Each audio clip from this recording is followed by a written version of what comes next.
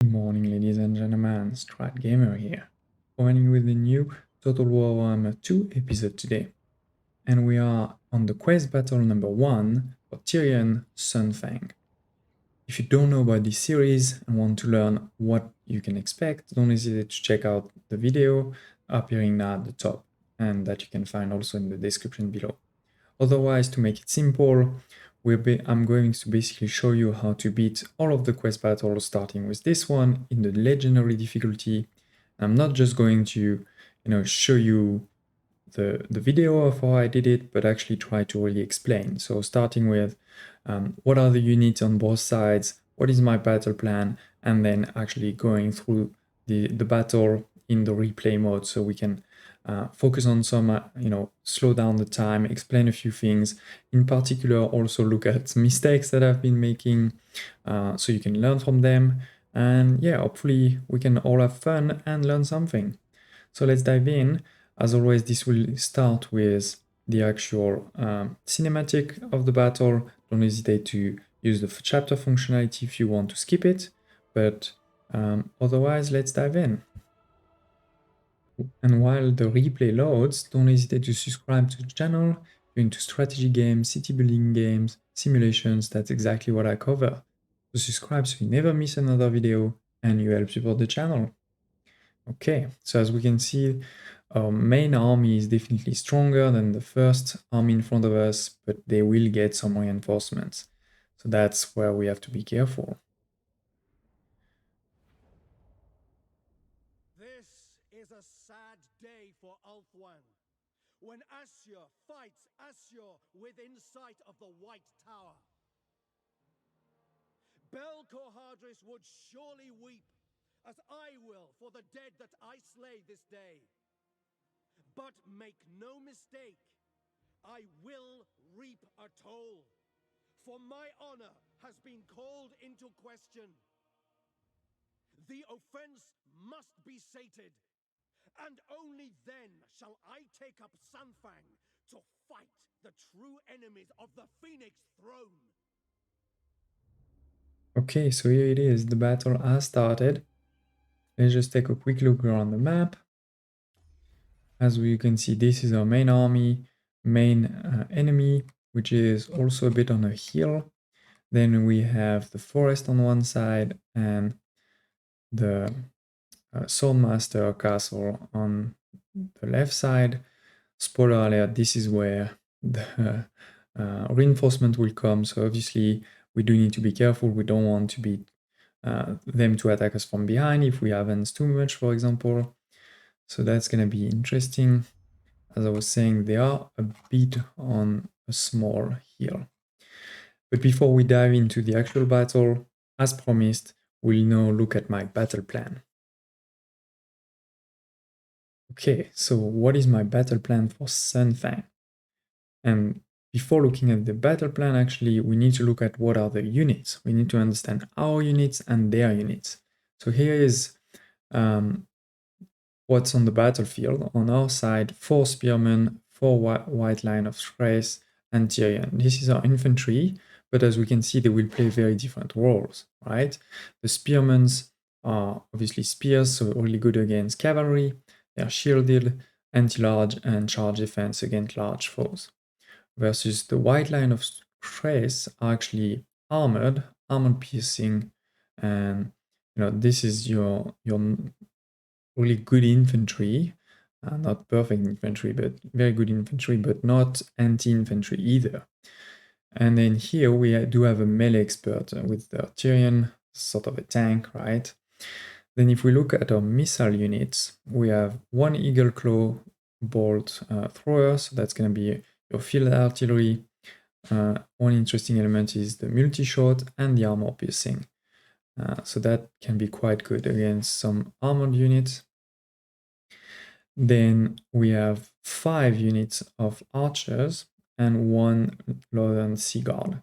And spoiler alert, the enemy actually doesn't have any cavalry, so for all intents and purposes, we can almost say that the Northern Sea Guard are another archer, because their spear won't be really used that much. And then on top of that, we do have an interesting cavalry, 2 silver helms, which are anti-infantry, and that's going to be quite important. I mean, this is the type of thing you want to, you want to remember, you want to, for your battle plan, because this is obviously an element you're going to be wanting to send against the infantry. And then 2 Illyrian rivers. What's interesting about them is they have vanguard deployment, so we could position them, hidden in advance somewhere if we had deployment rights. But as you've seen, the battle started right away. So in that case, that's not very useful. Now looking at the enemy, this is their main army from the start, then this is the first reinforcement and then the second reinforcement. And we can see the first army is not that impressive. And 5 spearmen, sure, we need to be careful for our cavalry, but apart from that, that's definitely not the strongest adversary. Then 1 lord, which is armor and shielded, so we're gonna be careful. Archers won't be doing that much, but apart from that, not too scary. 1 eagle claw bolt thrower. So this one, I mean, that's only once, but at the same time, this is what's a bit annoying to us, because the high elves really usually are good at defense, right? We wait for the enemy as a high elf, but when the enemy has field artillery, you can't really do that. You do have to go a bit towards them, otherwise that artillery can do a lot of damage to you. Then 3 archers, so similar to ours, right? Good range. We have to be careful about that, but apart from that, very low armor. It gets a lot more complex or more difficult when you look at their reinforcement, and in particular, they have sword masters of Oz. 1 in the first reinforcement and 2 in the second. And these ones are very good infantry, and they are also anti-infantry. So we need to be careful to not put our infantry against them. On top of that, they are also armored piercing for their melee damage and deflect shots. They have very high armor, so our archers won't be the greatest against them. And then on top of that, they also have another prince and 2 lord master of Oz, which are wizard anti-infantry. So that is, what you need to start with. When there's a battle, you need to understand who are your troops, what are their strengths, weaknesses, and similarly for the enemy. Otherwise, how can you expect to take advantage of that? So now you look a bit at the map or battle map, let's say. This will be our army. This is the main army, and as I said, the reinforcements are going to come this way. Now, before making the actual, let's say, battle plan, you need to think around which unit you want to fight which. And what that means is something a bit like this, right? I'm not saying this is perfect, but let me explain. What I'm saying here is, okay, Tyrion is my tank hero. It's going to be good. He's a melee expert. So, good to put in front of their spearmen. It's not that bad against the Swordmaster of Eos or their hero, right? It would be of course also good against their archers and the artillery, but it is a bit of a waste, right? So it's a bit in sort of an order. In the perfect world, first I want him to fight those guys because it's gonna be easy for him, maybe then these guys, etc. Similarly, my axemen, they can do pretty much the same. They will have to be quite careful around these guys because these guys are anti-infantry, but I don't have a lot more choices either, right? So that's pretty much what I'm thinking.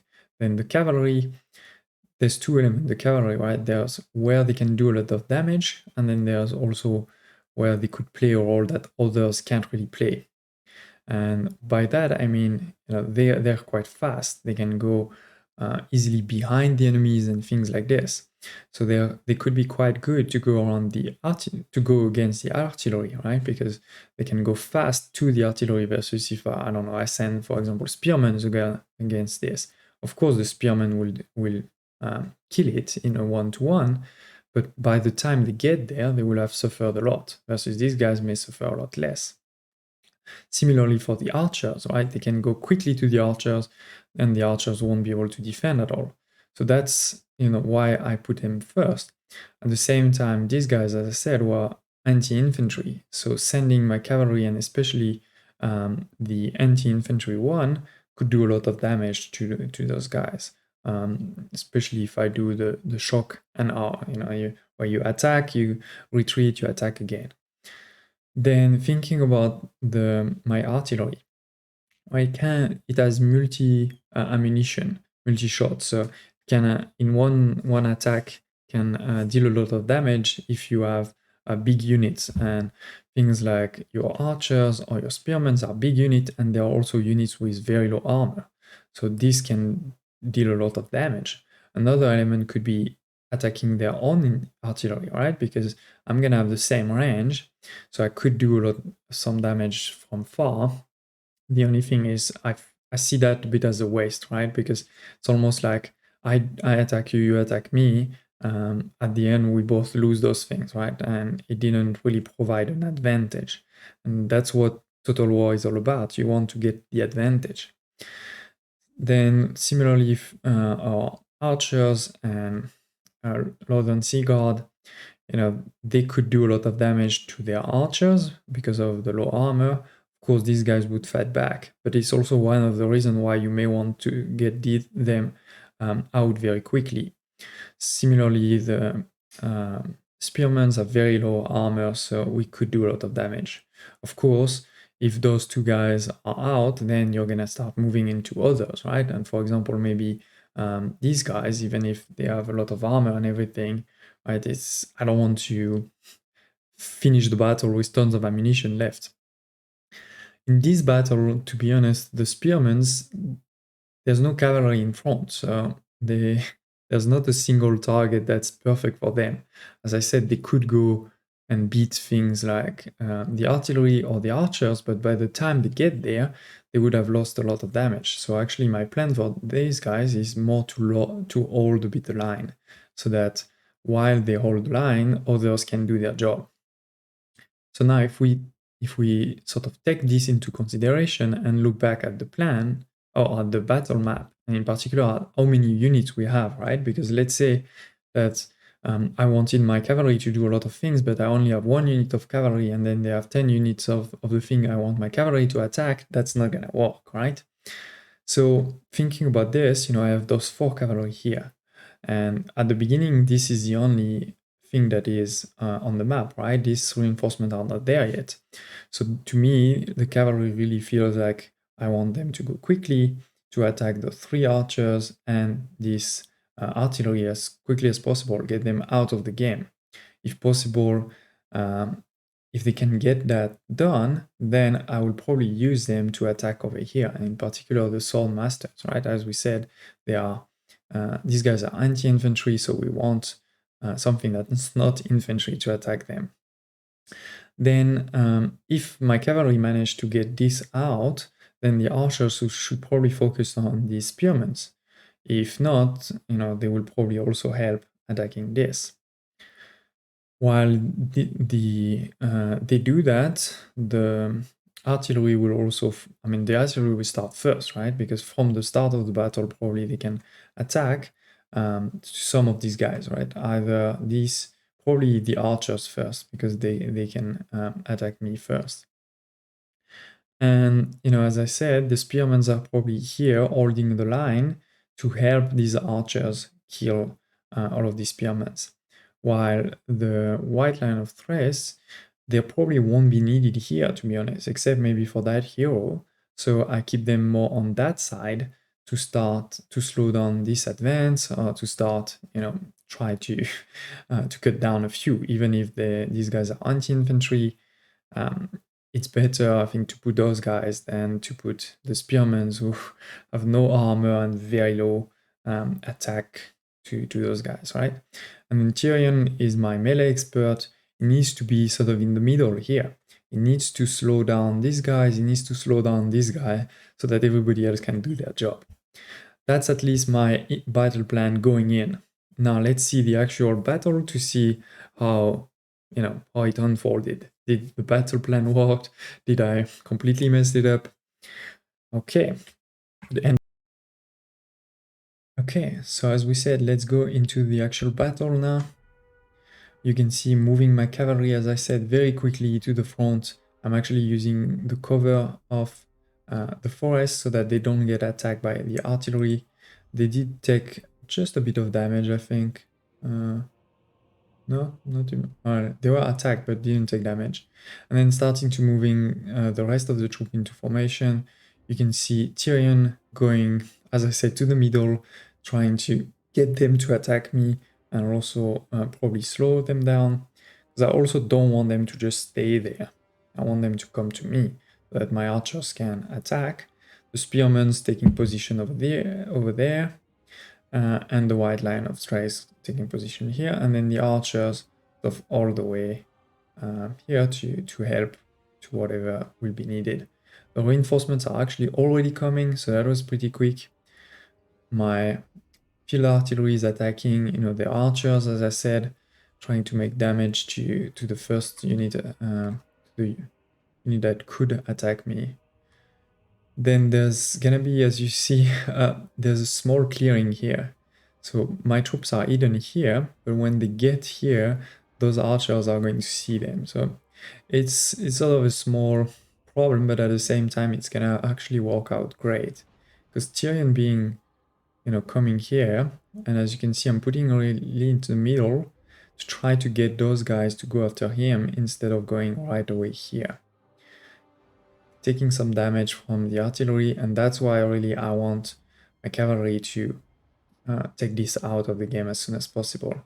And as I was saying, this worked out pretty great that they saw me because the spearmen went to the front, but the archers stayed. So now they are completely undefended, and my cavalry is going to charge into that. Look at this, those poor guys that are running away. They have no chance. I mean, those guys are gonna shatter in no time. Look at this. The leadership is just going away. And, trying to finish this one quickly, then moving to these ones, moving to these ones. That's working pretty well. Tyrion trying to stop that advance. Right now only one, so that's not the best, but yeah, he's doing what he can. I also use this power, so he's a bit strengthened for now. You can see that some of their spearmen are trying to cut my silver helms, which in some ways, one again, is great for me because now I can attack them from behind with my artillery, and the cavalry is fast, so I can move away. I just made a small mistake here, as they are broken, but they are not shattered, and so they're going to come back. And I was just scared of this guy, but should have actually gone for it, because now they're going to come back and do some damage. Here, as you can see, I went with my troops directly to their hero and one spearman. I did a small mistake here. Not a small, sorry, I did a mistake. Is those two guys stayed there. I was scared of these guys, but they were actually not moving. So I missed that they were not moving. I thought they were coming. Given that they were not moving, I should have definitely got these guys out in front, probably this one to cut back in the rear and this one to go here. Similarly here, because I was a bit too busy, honestly, sort of looking here, trying to make sure here that I was attacking with my cavalry, those sword masters, I missed that my field artillery was a bit too in front of these spearmen. I should have moved those spearmen up and also go around this guy, right? Like this one can go in front, this one goes in the back, this one goes in the back. This would have, destroyed them very quickly versus here you're gonna see it's gonna take me some time. This was mentioned earlier, they came back, and you see I'm missing it a bit, so I'm taking some damage. Of course, I'm going to go back there and destroy them very quickly, don't worry about it. Tyrion is doing his job. I mean, 2 spearmen units just by himself. He's gonna lose some health, I mean, of course, but he's doing damage, he's doing his job. So far, I mean, so good, but as you can see, making small mistakes here and there. My archers really cutting down the spearmen as soon as possible, doing a bit of friendly fire, but not too much. And it's good to, make that unit lose as quickly as possible. So, and as you can see, really, those archers, the field, the artillery really was cut down super quickly. My cavalry was now able to help with these ones. Another small mistake here is I didn't move them quickly enough, so they got attacked a bit by the rear, but now they're going to fight back. These ones, being destroyed here, they're broken again, soon they're going to be shattered, and that unit is going to be able to come back and help here. So all good. As you can see, that's what I was saying earlier, is the field artillery was just too close, so now they had to retreat a bit, and I'm not really encircling that one. So this unit was quickly became, right now it says combat even, but very quickly it will say losing, and that's why I left it as is, but still that was a bit of a mistake. Using my artillery, my archers, sorry, and my artillery to now attack them from the rear. They're losing a lot now, so that is great. Not attacking this guy or this guy because I would get a lot of friendly fire here. Good thing is my cavalry was able to get out. I did get a lot of damage to those two units, but the other two are fine. And that way, I'm gaining time too, so that the rest of my infantry can come back. I missed that unit that came back too. I should have taken that archer, put them back, or even one of the lion. But now, obviously, there's not a lot of target remaining for my archers. All of the low armor units are done. So, starting to attack the Swordmaster of Oath. 2 units of White Lions against 1. So I should be fine because they're already quite low on everything. Tyrion is starting to lose here because they got 1 Lawmaster on top of the two spearmen. He already destroyed 1. The second is almost there, but this Lordmaster is doing some damage, right? But that's fine. Don't worry, he's gonna survive. That's one thing you do have to be careful about. Don't lose your hero. Lose your hero, you lose a lot of leadership, and that's also why I'm finding hard here to kill those princes. I could try to avoid them, but I don't want to do that because I want to kill them so that the enemies are actually losing leadership from that. So you can see now he's already coming back because he's surrounded by friendlies. And really, I'm doing a lot of damage here. This, as I was saying, is that's 1 spearman unit who came back that I missed. That attacked me a bit from behind. This one is losing decisively, but once again, I really missed the opportunity to encircle it. But yeah, so far really good. The enemy lord is dead, as you can see. This one is broken. There's only 1 prince that's left here. These guys are losing, almost lost. I'm gonna move 1 archer to attack him from behind, but you're gonna see it's gonna be too late. He's gonna be gone anyway. Tyrion pushing them away. They are broken but not shattered, so that's a bit why it's good to push them away. Cavalry, I could have, taken them, attack again, taken them, attack again. It's a bit of a mistake. As you can see, otherwise everything else going well. One thing that really helped is actually those 3 guys just stay there. The second reinforcement just didn't arrive. Look at this damage from behind that weak. And then I stopped firing because I didn't want to do friendly fire, and then when they're far away, I fired again. This guy is broken, so now we're really close to winning on this part of the battlefield, and we'll just have to finish those guys here. As I said before, don't hesitate to share any thoughts, feedback, suggestion, but so far I'm pretty happy about the battle plan, right? Like the cavalry went from that way, really destroyed all of those archers and this artillery. Tyrion did his job by stopping the advance so that the archers could do a lot of damage to the spearmen, and then the other spearmen held the line against the rest of the army. And my cavalry then went back into the swordmasters because they're anti-infantry. I also had to put some white lions, which was actually those guys. And they did lose a lot of health, but you know, that what they were here for, let's say. So all in all, I think that went pretty well, and now we just have to fight 2 remaining swordmasters and one hero, which is I think a wizard. We'll see when he comes back. He comes. Forming the line, you know, all of the archers, the cavalry on the side, and I'm gonna move them after sort of this side to try to attack them from the rear.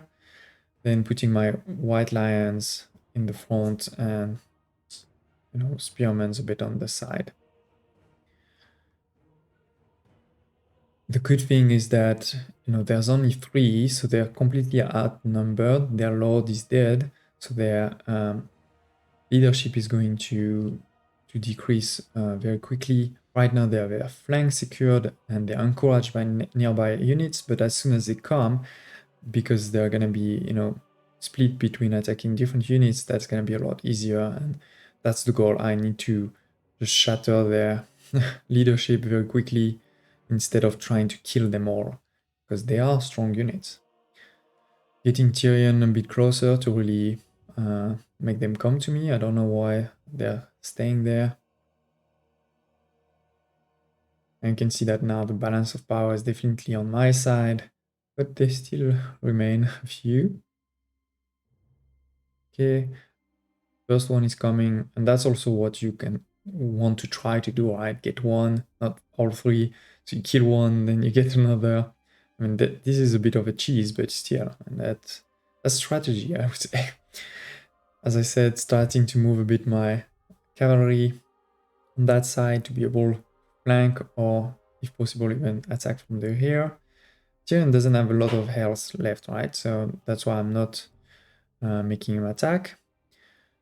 Using my archers, and even if they are armored and everything, this is just the last unit. So using all my ammunition, and as you can see, doing a lot of damage. And they are not secured anymore. So that leadership is going down fast. Got my white lion there just in case. And here, you know, continuing, I should have continued to fire, to be honest, because they're broken, not shattered. I stopped, I shouldn't have. And the reason I stopped is because I was seeing my ammunition going down pretty quickly, and I was a bit scared of that one. But honestly, I should have, because now they're coming back and attacking here, where those units are less strong. But anyway, you live and learn. And using my cavalry here, as I said, to attack from behind. As you can see, shatter, like, that leadership is already done. Stopping those archers so they don't friendly fire on my cavalry. But here it is. This is one. You can see they are shattered. We're good. Now we just need to wait for the moment I actually stop this battle. You know, in a real campaign and things like this, you're gonna want to follow and kill as many as possible. Here, this is a quest battle, so it's less important. I was actually trying to avoid friendly fire at this point to minimize my losses. But yeah, they are all completely shattered, so we are good. And the battle is gonna finish very quickly, and we're gonna be able to see how many we actually lost. And you can already see a bit that some of my cavalry took some losses, some of my infantry, but I also have many who didn't lost anything, including some infantry, a lot of the archers, a lot of also the spearmen. So all in all, pretty good battle. As you've seen, I have said where I've made mistakes. I did. It's not a perfect battle, but it is pretty good. We lost less than 300, so almost 1000 remaining. they have nothing remaining, right? So pretty good battle all in all. Don't hesitate to share any thoughts, feedback, suggestions you may have. If you like the video, don't hesitate to press the like button and maybe also subscribe to the channel. It's free and it really helps. Okay, and I hope to see you in the next episode.